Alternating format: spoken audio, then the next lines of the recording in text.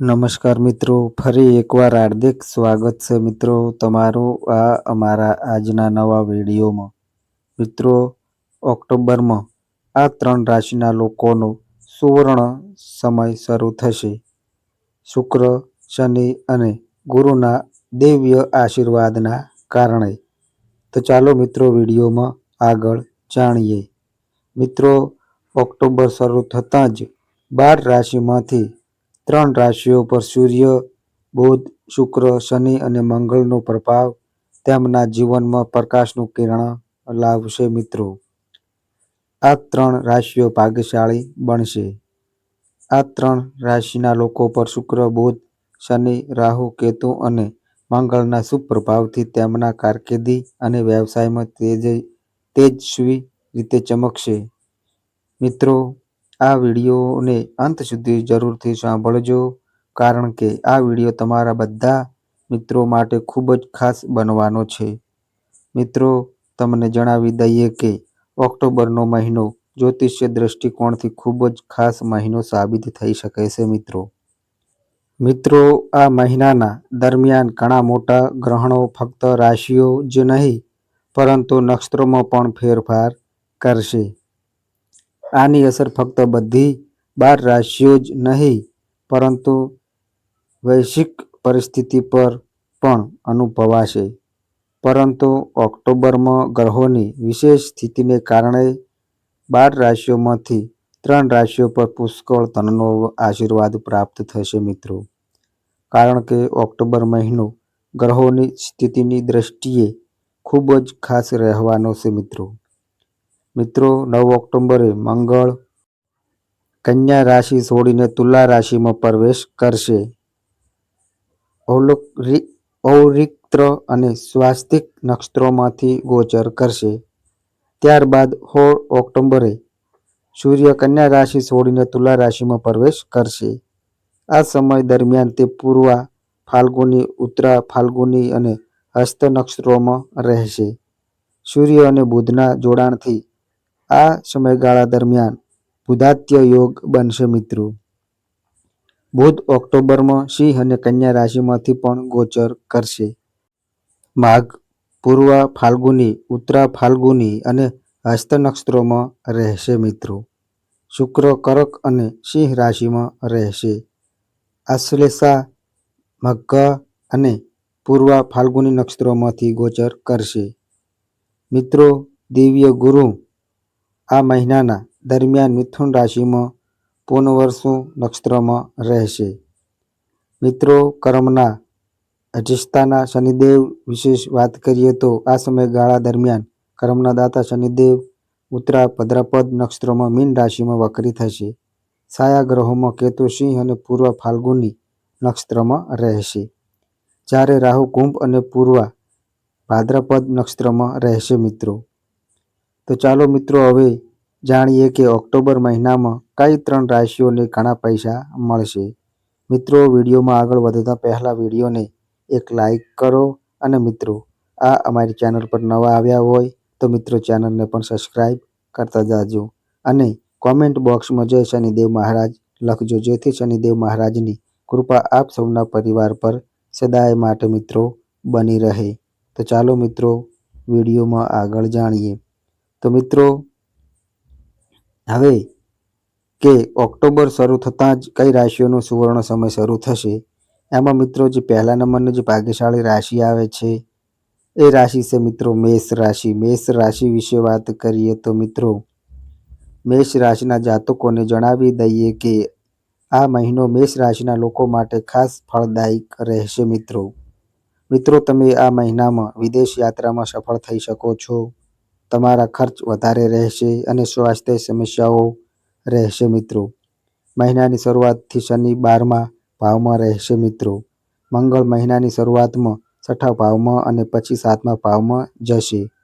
સૂર્ય, બુધ અને કેતુ મહિનાની શરૂઆતમાં 5મા ભાવમાં રહેશે. આમ 5મા, 6થા અને 12મા ભાવ પર ગ્રહોની પ્રતિકૂળ અસરોને કારણે સ્વાસ્થ્ય સમસ્યાઓ ઊભી થઈ શકે છે.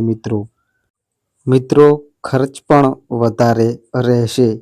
પ્રેમ સંબંધોમાં ઉતાર ચઢાવની પ્રબળ શક્યતા છે.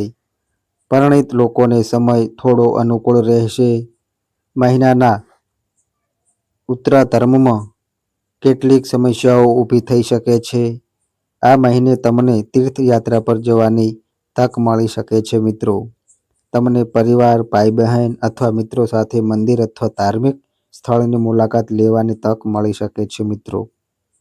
નોકરી કરતા લોકો કામમાં વ્યસ્ત રહેશે અને ઘણા દબાણમાં રહેશે. પારિવારિક જીવનમાં ખુશીની શક્યતા રહેશે મિત્રો. વ્યવસાય માલિકોને નોંધપાત્ર લાભ થઈ શકે છે મિત્રો. નાણાકીય રીતે મહિનો ઉતાર ચઢાવથી ભરેલો રહેશે મિત્રો. હવે મિત્રો જે બીજા નંબરની જે ભાગ્યશાળી રાશિ આવે છે તે રાશિ છે મિત્રો વૃષભ રાશિ.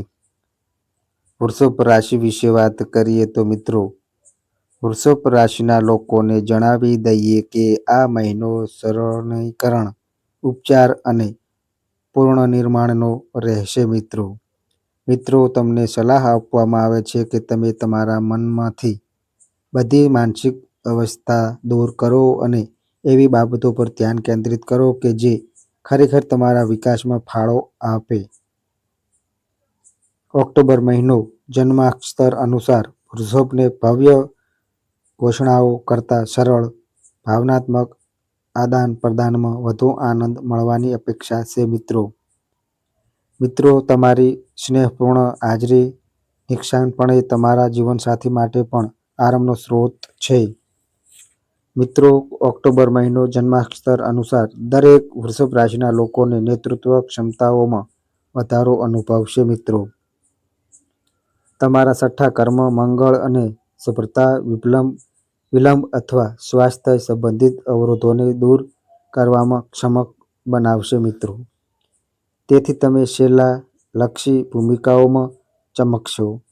ખાસ કરીને આરોગ્ય સંભાળ, સંશોધન અથવા કાનૂની કાર્યમાં. પરંતુ આરોગ્ય, પાલતુ પ્રાણીઓ અથવા દિનચર્યા સંબંધિત કોઈ પણ ખર્ચ માટે તૈયાર રહો. ઉત્પાદકતા વધારતા સાધનો અથવા ઘર સુધારવામાં રોકાણ ફાયદાકારક હોઈ શકે છે મિત્રો. ઉપાયો: નિયમિત સાંજે ચાલવું, નર્વસ સિસ્ટમને શાંત કરવા માટે સ્ક્રીનનો સમય ઓછો કરો. હવે મિત્રો જે ત્રીજા નંબરની જે ભાગ્યશાળી રાશિ આવે છે તે રાશિ છે મિત્રો મિથુન રાશિ. મિથુન રાશિ વિશે વાત કરીએ તો મિત્રો મિથુન રાશિના લોકોને જણાવી દઈએ કે ઓક્ટોબર મહિનો તમારા માટે સામાન્ય મહિનો હોઈ શકે છે મિત્રો. મિત્રો આ મહિનો હૃદય અને મનના એકીકરણનો મહિનો હશે. તેથી તમારા ભાવનાત્મક સત્યને બદલવાને બદલે તમારી બુદ્ધિનો ઉપયોગ કરો.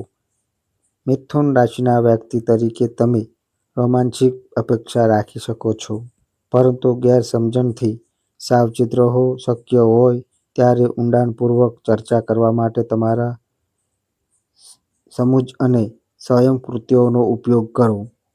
ઓક્ટોબર મહિનો માસિક જન્માક્ષરમાં મંગળ મિથુન રાશિ માટે 5મા ઘરમાં છે અને સૂર્ય 4થા ઘરમાં છે, જેનો સીધો અર્થ સર્જનાત્મકતા અને આંતરિક સ્થિરતાનું જોડાણ છે. તમને તમારી ભાવનાત્મક બુદ્ધિનો માન આપતી વખતે તમારી બુદ્ધિથી નેતૃત્વ કરવા માટે પ્રોત્સાહિત કરવામાં આવે છે મિત્રો.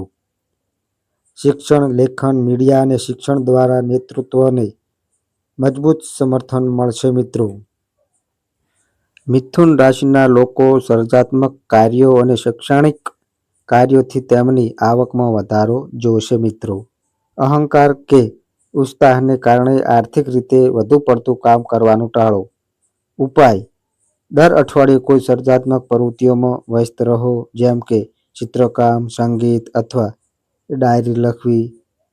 તો મિત્રો તમને આ માહિતી અમારી ગમી હોય તો વિડીયોને લાઈક કરો, શેર કરો અને મિત્રો આ અમારી ચેનલ પર નવા આવ્યા હોય તો મિત્રો ચેનલને સબસ્ક્રાઈબ કરો.